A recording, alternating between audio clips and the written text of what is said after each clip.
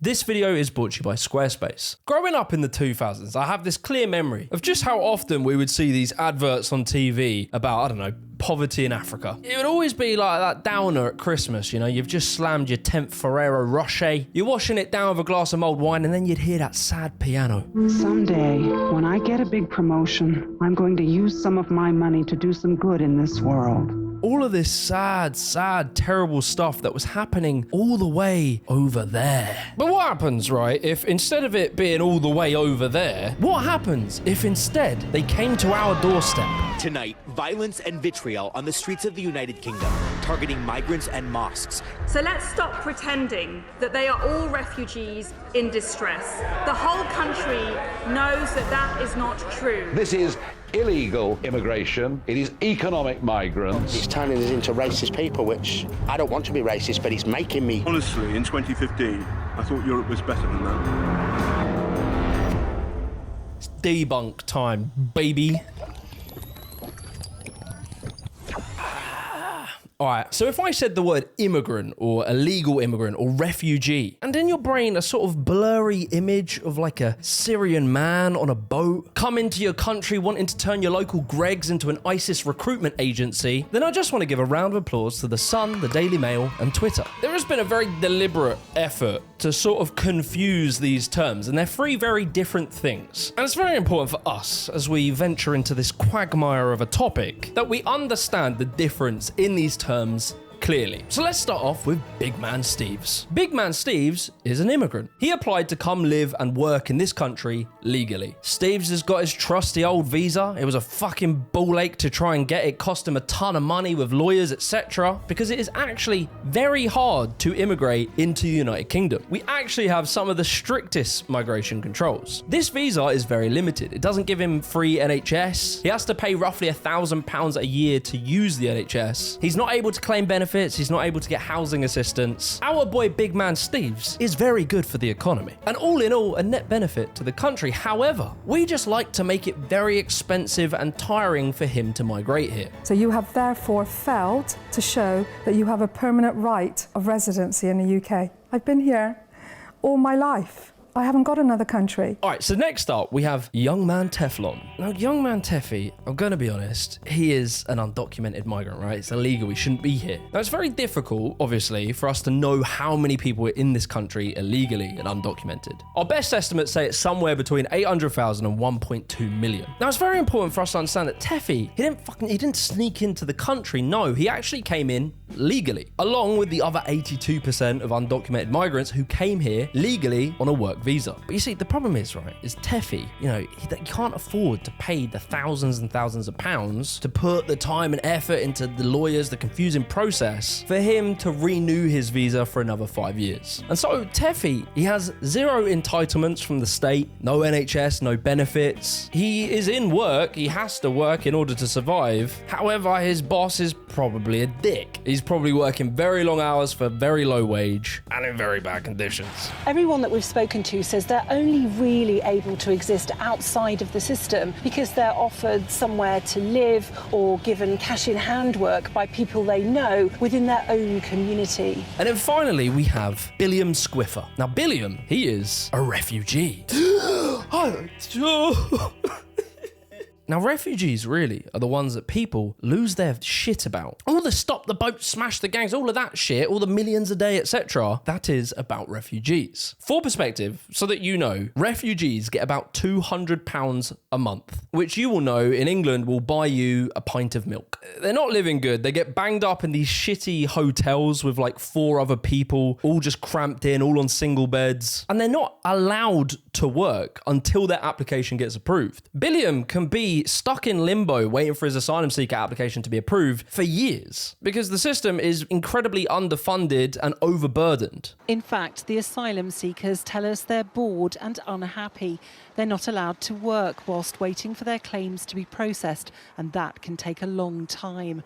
This man from Eritrea has been in the system for 8 years. For me, it's absolutely terrible. It's not good. It's not good. Just leave, just eat, go back to the room.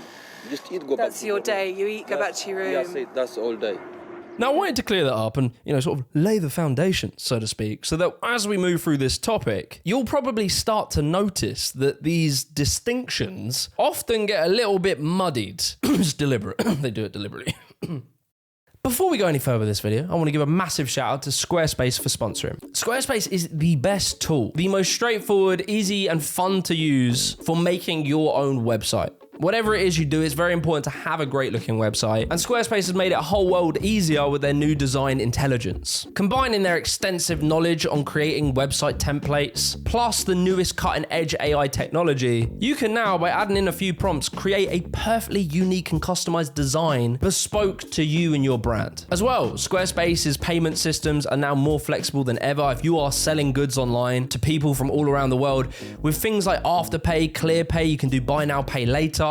They also take stuff like Klarna, ACH Direct Debit, and Apple Pay, meaning that you don't lose out on customers because, I don't know, the website doesn't let you pay. As well, their visual design tools with their animations and effects, they will just make your website look more modern and representative of, hopefully, how good your brand is. So be sure to head over to squarespace.com/JimmyTheGiant, and to get 10% off your first purchase of a website or a domain, use the code JimmyTheGiant. Anyway, back to the video. We've got no problem if you moved immigrants into the house next to me, but to put a huge concentration, especially when you consider security, their workers, we just can't take it. You can't help vulnerable people by making the community vulnerable. Okay, so really the thing that people get a bit funny about are refugees, right? By hyper-focusing in on refugees and the problems that can occur when you take lots of people and put them into a country from a different country and the system isn't designed to properly integrate them, this gives ammunition for populist politicians and the mainstream conservative media to spin narratives that can actually result in people being turned against immigration as a whole. So let's stop pretending that they are all refugees in distress. The whole country knows that that is not true. So it'd be a real bugger if all of a sudden, an unprecedented chain of events led to a massive spike in refugees coming into Europe and bang! Introducing the 2015 European migrant crisis. It is just a station, an unwelcome place to transit through if you can. But so many are coming now. Macedonia today declared a state of emergency. Germany is struggling to cope with a massive influx. Support for the refugees is improvised rather than organized. But 45 minutes outside the capital, the train came to a stop. Riot police were waiting. It was a trap. What we saw was a sea of humanity. Men, women, children, old ladies, old men, babies, queuing up so they could be processed. Honestly, in 2015, I thought Europe was better than that. So yeah, there was some trouble, sort of mid-2010s. 2011, you had the Syrian civil war. About 500,000 or so people were killed. 2014, ISIS managed to take control of large parts of Iraq and Syria, and they would carry out the Yazidi genocide, as well as trafficking women and children. As well, the Afghanistan war in 2015, the Taliban had a resurgence, so all that shit was kicking off again. Oh, and then you had the collapse of the Libyan state. In 2014, a disputed election plunged Libya into the abyss. Key civilian institutions like law enforcement and the judiciary collapsed. Libya would completely break down and became a hub for human trafficking, creating a modern slave trade of Libyans. So in 2015, a lot of events all accumulated around the same time, and shit would hit the fan. A record 1.3 million people escaping war, genocide, human trafficking, they would come to Europe to seek asylum. The UN says the refugee problem in Syria is the worst since the Second World War. The numbers entering the EU are the highest on record. Well, I don't think there is an answer that can be achieved simply by taking more and more refugees. Now look, it's important that we understand the gory, bloody details of these conflicts because, I'm going to be honest, sometimes, good old Daz down the pub doesn't really believe that they're evading these big conflicts and actually just want to come here and live on the dole. And I don't blame Daz, he has a busy life and he just picks up his news from The Sun and Nigel Farage. Oh, shut the fuck up. Now, it's important to have perspective, right? So all this talk and fear-mongering about refugees, they only make up 0.6% of our population. Now, just bear in mind that these are sort of recent statistics where we had a massive spike in refugees due to things like Russia invading Ukraine, Hong Kong refugees and Afghanistanis after the Afghan pullout. But even with all that in mind, only 11% of our immigration are asylum seekers. But when we hear them spaffing out terms like military-aged men, male combatants, course, these words are specifically designed to dehumanize them, to make you think that they're like invading our shores to attack our women and children. But in reality, these are literally people escaping genocide, war, and slavery. But then you'll hear Nigel Farage try and tell you that they're just economic migrants. This is illegal immigration. It is economic migrants. Are they people genuinely in fear of their life or their liberty because of their religion or their race? I don't think so. Now look, don't get me wrong, there are definitely going to have been people who entered the country illegally who are not refugees. It is very likely that has happened. But let's just think logically about this claim for just 1 second. Here we can see the percentage of asylum seeker application approvals by each country. So if we look at, a country like India, where, it's not perfect over there, but it's not like Syria, we can see that people from India will only get asylum seeker applications approved about 9% of the time. But if they're from Syria, which, we can just look at, it's about 91% approval rate. But hang on a second, what if that Indian geezer just pretends he's a Syrian? Now, Dazza, look, I know you think you've really got me there, but let's just really think about that. There are people whose whole job, their area of expertise, is to work out if people are from the country they say they are. These are the people that say yes or no to whether you're an asylum seeker or not. Let's just pretend like, say for instance, I needed to pretend I was American and pass some kind of asylum seeker thing. And I know a lot about America. I can probably answer some questions. I can probably even do like a pretty bad American accent. Go Mavericks and I love Walmart. Do you really think that this person whose job it is to sniff me out, do you really think they're going to fall for it that easy? What are you laughing for? I'm being serious. Do you really think this poor Indian man who's come over on a boat is going to be able to perfect his Syrian accent and, I don't know, learn some pop trivia questions about Syria? I just think if we're weighing up probabilities here, it's a little bit unlikely. The asylum seeker application is very thorough. You don't just walk in, they stamp your passport, and then they give you a fucking house in the Cotswolds. More often than not, it can take about 2 years for asylum seekers to get their applications approved. And it is shown that 6 in 10 applications are approved of being legitimate asylum seekers, and a further 1 in 3 are approved of those who get rejected in the first instance. So if it was simply the case that Farage makes that these are all economic migrants who all just randomly decided in 2015 to all come to England to defraud our benefit system, why is it that if we look at refugee rates, we can see that the spikes in the graph tend to follow conflicts that are happening in their country? And then they tend to dip after those conflicts have tended to calm down a bit. If they're all just economic migrants, we would expect just to see a constant rise continuously, not this sort of fluctuation. Like, to me, mate, I'll be honest, I love Britain, I love being British, I love this country, but I can't help but sort of hear a little bit of British exceptionalism for someone that would believe, a goat farmer living in beautiful Afghanistan in the hot weather, herding his goats all day, that he would rather move to rainy Luton for £7 a day and wait in limbo for 2 years for his application to be approved. Most people, unsurprisingly, would rather just live in their home country. Probably they would rather that than walking to France and then hop in a dinghy across the channel where they might drown to get into the UK. Unless their country was in an absolute crisis, they wouldn't really do that. Слизаме надолу по кофите ние ходиме ромите. Слизаме да изкарваме един хляб на децата ни, те ни хващат надолу, бият ни. That from next year, if you wanted to, you could move to London, where the British government would give you somewhere to live that's heated, a chance of work, and you'd be financially a lot better off. Do you think that'll be attractive to people living here? Не. No? Не. Там много дъждове, много такова, не сме свикнали, ние сме тук родени.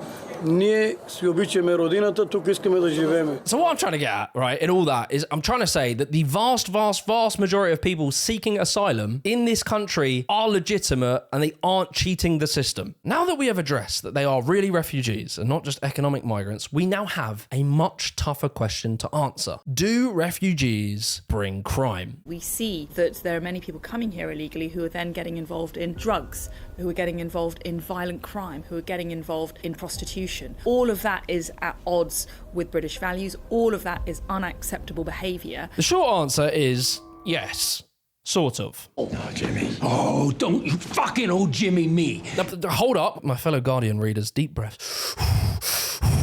If you bring 30,000 people to a country, some of those people are going to commit crimes. That is because people sometimes commit crimes. But is it really the trump card that people think it is? A lot of crimes happening against women especially seem to be committed by people who aren't from this country. I don't care if people turn around and goes, you're a racist, because my safety is paramount. That is way more important than offending certain communities who, quite frankly, have men with medieval values when it comes to women. From all good research that's been done into this topic, it has been done very often because people always think this, it is well documented that immigrants, remember, big man Steves, the legal ones, do not increase crime. Some studies show that they actually reduce crime. They're less likely to commit crime because they don't want to be deported. And most studies will say that they are a net benefit to the economy. Bang on a fucking second, Jimmy. What about the refugees, mate? Refugees.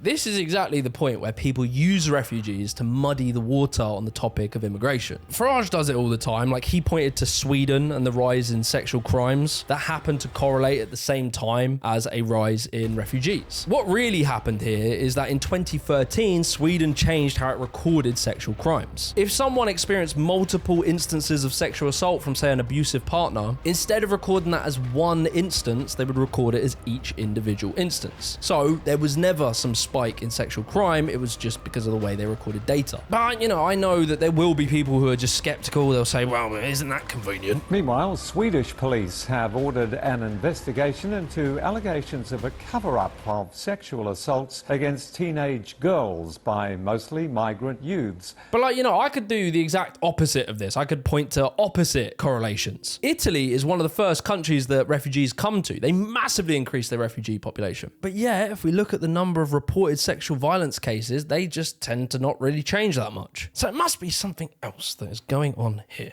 Do more refugees mean more crime? That's what anti-immigrant politicians and far-right groups have been saying for years. And it turns out they might have a point. Now look, there are studies that show that refugees are more likely to commit crime. And the conservative media love to jump on this. They love to talk about these studies. But like, when you read their reports on it, they always seem to gloss over some very key details. Very few, if any, of these studies will say that their culture is the core problem, and that's why they're doing this, because of their culture. Typically, the disproportionate amount of crimes will tend to fall on the fact that the people who seek asylum and are able to get into Europe tend to disproportionately be young men, due to the fact that they're more likely to take a risky journey across the country. They're just fitter, stronger, and healthier to do so. And so there is an inherent bias that young men are more likely to be criminal. It's just, we know that. However, most studies will always point to socio-economic factors. But then there'll be studies that will actually point to the failures of the asylum seeker process, whereby if you have a demographic of overwhelmingly young men who are already more likely to commit crimes, and then you take them lot and just put them in like a 2-year limbo to just sit and wait to find out if their asylum seeker application is approved, in this time they're not legally allowed to work and literally do anything. And so there are studies like this one here that shows from Germany that being in this limbo creates an ongoing uncertainty about their legal status. Basically, the refugees are just not going to invest into society as much. They're not going to try and learn the language as much, and they're not going to be able to integrate into work. Things that will help them integrate and heavily reduce crime rates. Look, this isn't about fueling anti-refugee sentiment or about excusing anyone's criminal behavior. A study like this should serve as a fact-based foundation for a real discussion, without stereotypes and without prejudice from the left or from the right. And on top of all that, like, if we're just literally being logical, like if this fear of, I don't know, crime from refugees is warranted, let's just look at our crime rates in this country. British crime rates are at a record low, falling 90% in the last 30 years. No one fucking talks about that. That is some good news. You're welcome. Protect our children! Yeah. They say, save our village. I don't know. Save our village from what? From the human? I just want to tell you that I am human. Now look, after all of that, after laying that all out, I still think there will be people there who, they might feel bad for them. They might be like, damn, it kind of sucks, but they will still probably come to the conclusion, well, yeah, I hear you, it's bad, but like, why is it our responsibility? How many more houses do we have to build? Are they going to be putting in the hospitals? Are they going to be putting more surgeries? That's my main concern. How are we going to be able to cope? Because we're not really coping now, are we? You can do the obvious, you know, it's the right thing to do. But look, we're not fucking hippies here. It's not just a philosophical right or wrong question. It is also a very, very important geopolitical question. If these people in Calais are legitimate refugees, why are they not claiming asylum in France, Italy, Spain or Greece? Why do they need to come to the United Kingdom?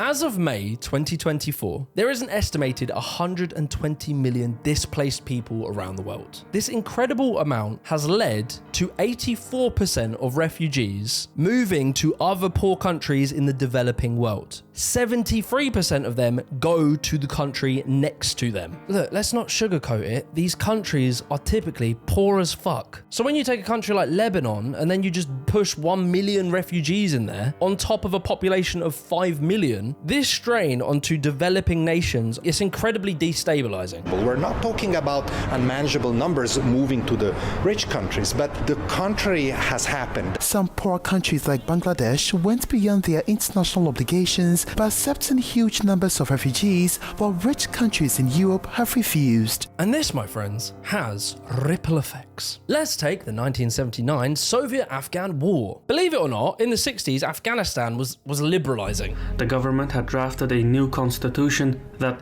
granted its citizens the freedom of thought, expression, and assembly. Infrastructure development was in full swing, social reforms were opening all sorts of avenues, and Kabul was a flourishing city in the center of the hippie trail. It was fucking good, and then, oopsies, they got couped. Daoud Khan returned to the political fold. As soon as he consolidated into power, he launched his most ambitious purge yet, a nationwide effort to detain every communist-affiliated leader in Afghanistan. The USSR was worried that they were going to move away from communism and more toward political Islam. And so the Soviet Union entered and declared war. And then America just decided to get involved for the bants. One thing led to another, and by the 80s, you had 4 million Afghan refugees living in these like shitty camps on the Afghanistan-Pakistan border. These deprived refugee camps and the squalor, the poverty, the awful conditions they were living in, built up a ton of resentment against these global powers and became a perfect breeding ground for the Taliban. And they would say things like, look lads, look how shit you guys have got it. This sucks. Man, I feel so bad for you. God. Anyway, me and the boys are organising a little holy jihad. So if you want to come, it's whatever, just let us know. And then, jump forward a little bit, bish bash bosh, 9/11. The United States respects the people of Afghanistan. After all, we are currently its largest source of humanitarian aid, but we condemn the Taliban regime. The reason I'm telling you this is because you can't just sort of expect that problems will go away if you ignore them. Allowing people, millions of people, to be displaced into poverty is ripe grounds for extremism and subsequently terrorism. If you want to ignore the threat of terrorist attacks, you can take a capitalistic argument here. If you're claiming you're a capitalist, nations that are at war and are very destabilized are not very good for free market trading. Many of these destabilized nations are often very rich in resources and in oil, but it can be pretty hard to entice businesses to come over and invest and build infrastructure and improve their country if they're worried that mid-business meeting they're going to catch a stray. So instead of increasing the supply of these rare materials into our markets, which would in turn lower the cost of them, instead the countries remain underdeveloped, which doesn't help the global economy and keeps the supply of rare resources low, causing your prices to go up. 4/5 of the world's nearly 15.5 million refugees are hosted in poor countries where their prospects for citizenship are slim and economic opportunities limited.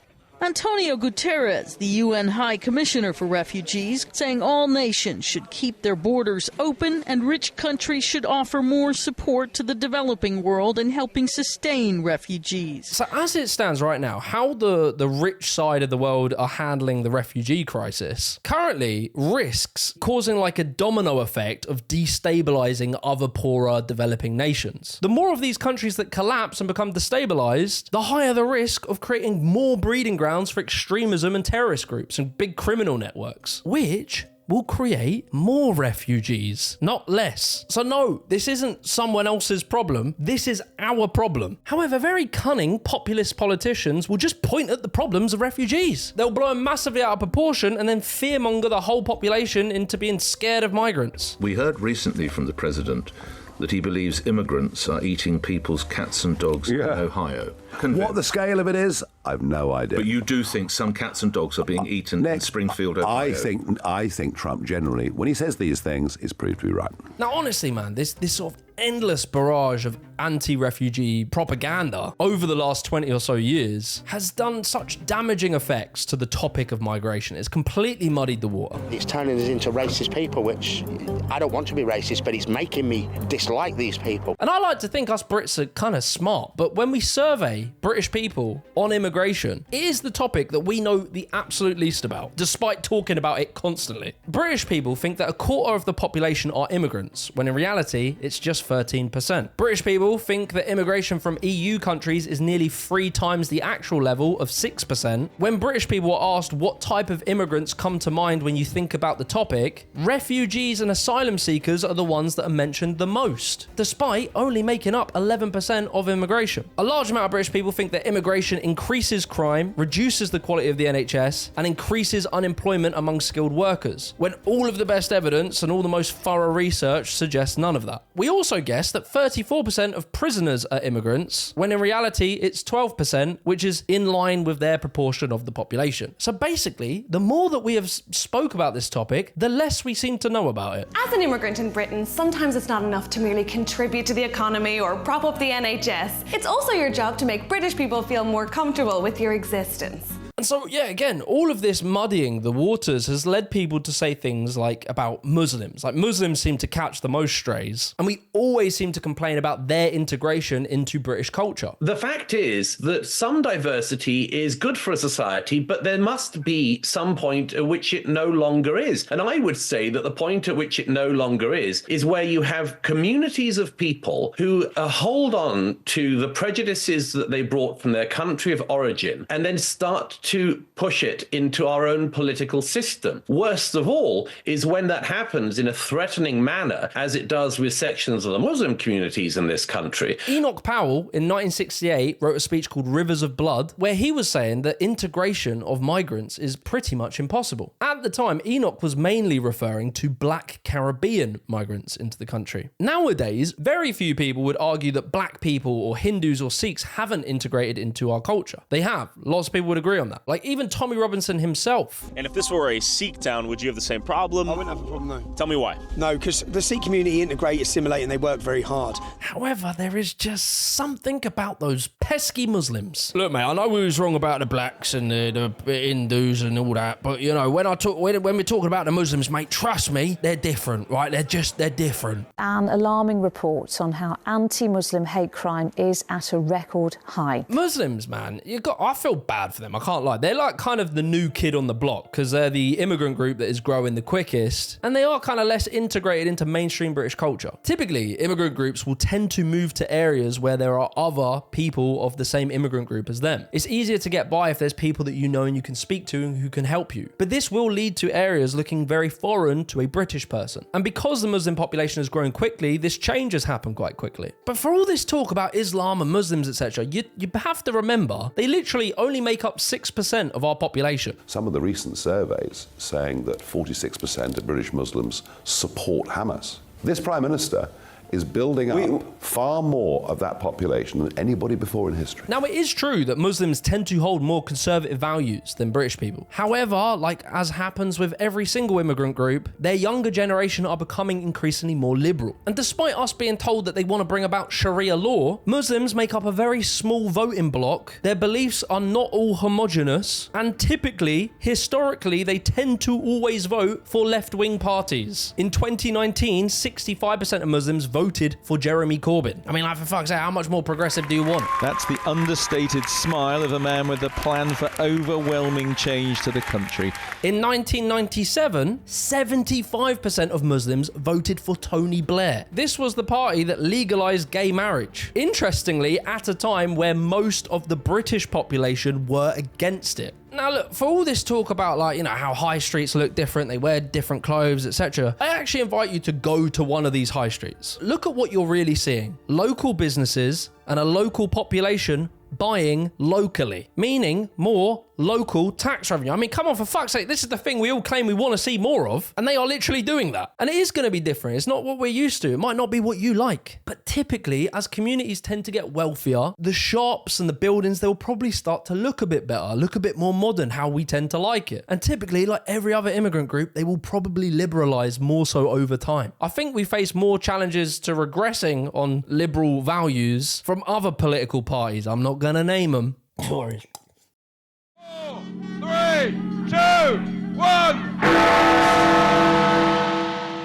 So look, all this fucking nonsense led us to Brexit. We left the EU because we thought that would mean we would take less immigrants, which in 2016 was not a problem. It just wasn't a problem. I'm sorry, but it wasn't. We were taking in like 200,000 net migrants a year. Bear in mind that data shows us that 45% of these people who come on working visas from most countries are most likely to return to their home nation once the 5 years are up. We had planned for this amount of immigration. We could have built the houses. We could have done the things we said we were going to do. We could have managed it. Forever, the British public were just saying we want more high-skilled, high-waged immigrants. But unfortunately, because we now made it really hard for people to immigrate from the EU, those high-skilled, high-waged immigrants from the EU just fell off the face of the earth. We also lost a ton of students from the EU who are very beneficial to our country. And so a combination of Brexit making immigration much harder, COVID, and then a retiring, aging population created a number of labour shortages, which were going to cause even bigger economic problems. So our government, the Conservatives, who fucking oversaw this whole thing start to finish, they collectively went,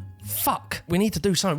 What do we do? Yes, there will be shortages at the petrol pumps. There may even be shortages on supermarket shelves leading up to the crucial Christmas period. But he says the UK is in a transition period where it's moving to a higher wage, higher skill economy. And he says the benefits will soon come. So in the end, we ended up making it easier for non-EU migrants to come into the country to basically fill the labour shortages in jobs that the British public just didn't want to do, such as working for the NHS and doing social care, looking after old people, all that sort of stuff. Often low skill, low paid jobs, you know, the immigration type that most people have a problem with. Oh, and on top of that, Brexit was basically the reason we have the small boats problem. Beforehand, refugees were sneaking into the country, but they were doing so in lorries where it was much safer. But now with Brexit, that had become much harder because we tighten up on that border. You will notice, if you look at this chart, we hardly had any small boat crossings from about 2018, and then they just started to climb and climb and climb, creating a very profitable criminal trade for evil bastards to chuck a load of migrants on a boat, push them out to sea, and hope that most of them don't drown and arrive in England.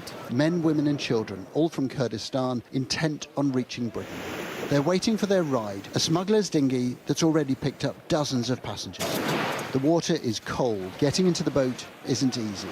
Children are carried. But in the end, everyone gets on board. Around 70 passengers. So basically, all of this is to say that our immigration system really didn't have a problem, but then we chose to just make one by making immigrating into Britain much harder and much more complicated. And so by the time that 2020 rolls around and we get hit with a pandemic, the migrant crisis worsens as Russia attacks Ukraine, Hong Kong, they have a bunch of problems and they get a ton of refugees, leading to us taking an additional 300,000 refugees on top of our normal amount of refugees, which is about 30,000. And so after all this fucking mess that the Tories had made, then the like 20 years of just anti-Muslim, anti-refugee, anti-immigrant rhetoric, we were blessed with the UK riots. People in this country have a right to be safe, and yet we've seen Muslim communities targeted, attacks on mosques, other minority communities singled out, Nazi salutes in the street, attacks on the police, wanton violence alongside racist rhetoric. So no, I won't shy away from calling it what it is. Far-right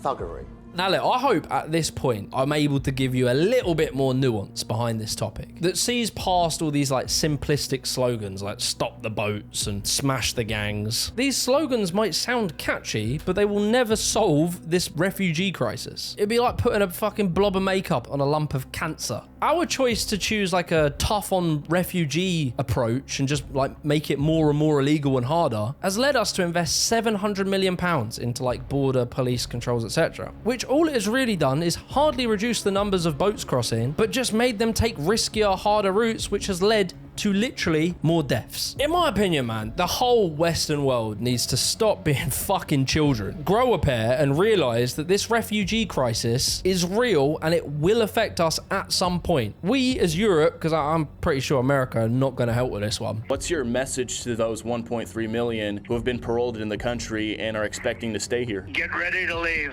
Need to create a solid plan on how to deal with these asylum seekers. Establish safe routes, make it easier for people to come into the country safely. We have made it incredibly hard for people to take safe routes. They basically don't exist for a large amount of people in refugee situations. The countries that have had the most success at integrating refugees into their culture are the ones that made it easier and helped them more into integration. Eu sou trabalhar aqui humano.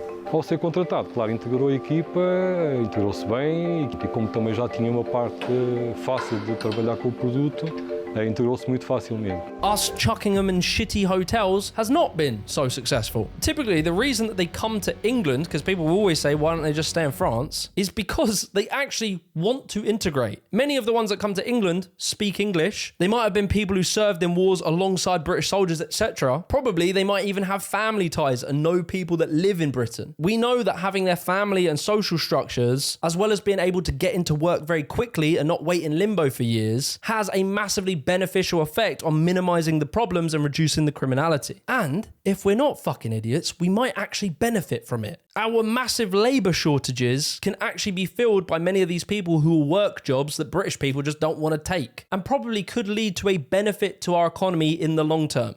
I believe an English guy don't want to have a hard work and with cheap money, yeah? The hard job is not good paid. You don't must to be angry of immigrants because you have a good economy, because we pay a lot of tax from this country. We have had a lot of success with taking refugees from Ukraine and Hong Kong because we made it easy and it's been very successful. You don't hear people complaining about Ukrainians. However, and I really do think this is like the root of the problem, half of the reason that people are so skeptical about offering help to refugees is that for the last 14 or so years we have been in austerity and we have seen a lack of investment into our infrastructure and seen our economy and our living standards just go to shit. We won't take it anymore! In this time, it can feel very hard to extend any generosity to other people when we have our own struggles. And mate, I fully agree. It is disgraceful that our country has homelessness and we have children in poverty. But I promise you, I guarantee you that none of the populist politicians that are always talking about refugees, I promise you that not a single one of them give a shit about helping poor British people. Governments have projected an image of emergency, of invasion, and actually, unfortunately, many political leaders have capitalized on that to gain votes. They've built fear to build their electoral basis. And I think that this is despicable and this is irresponsible. We all have within us the ability to be xenophobic. We all do. These politicians and these pundits exploit that vulnerability in you. Like, that's it. But I invite you, to go on the Conservatives or Reform's manifesto and just Control F. Type in the word homeless. You will see it across both manifestos an incredible 0 times. Because we inherited a bunch of formulas from the Labour Party that shoved all the funding into deprived urban areas, and that needed to be undone. Do you work in business? Do you want some fruit? I'm homeless. Actually, I'm homeless. Now do the same for the word refugee or migrants. If you combine it, I see it at least 20 times on both manifestos. Just a bit of role play. I'm a 16-year-old orphan from an East African country escaping a war zone at the moment. What is a safe and legal route for me to come to the United Kingdom? Well, we have... You're fleeing which country, sorry? The refugee crisis is a major problem that is not going away. We can either deal with it now whilst it's cheaper and more manageable to do so, or we can delay and we can kick it down the road like we do with fucking everything and let it cost more and more and cause more problems. Hopefully this can be an opportunity for our country to move away from this sort of short-term, we'll deal with it tomorrow kind of attitude, and moves us towards being a country that invests in our infrastructure and prepares for tomorrow.